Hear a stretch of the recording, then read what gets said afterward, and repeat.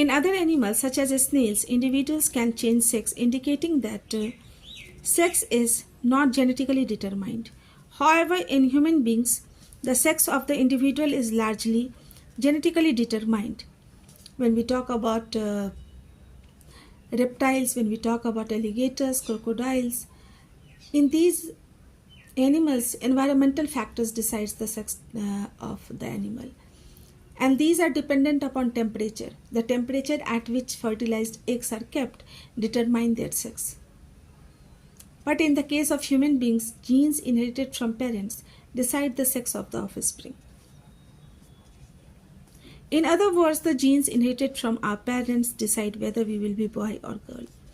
But so far, we have assumed that similar gene sets are inherited from both parents. If that is the case, how can genetic inheritance determine sex? As we all know that the sex cells are haploid. They contain only one of the allele of the characters. They contain only one of the gene set.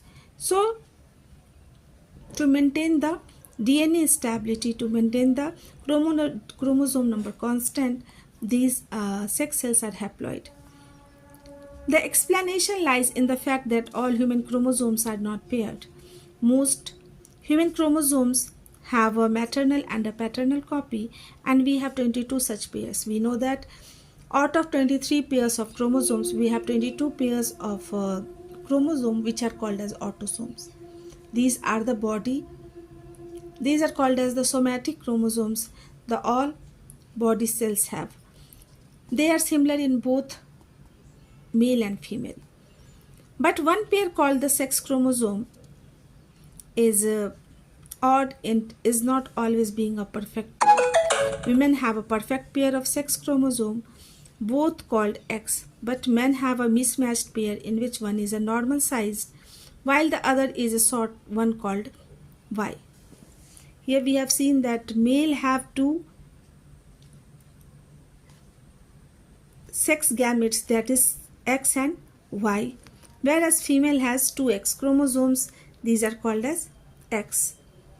Both are X chromosomes, but in the case of male it is X chromosome and Y chromosome. Y is very smaller than X. When X fuses with the female X, it will give a offspring female, and when Y fuses with the X chromosome of female, it will give a male offspring. Now, can we work out what is the inheritance pattern of X and Y will be?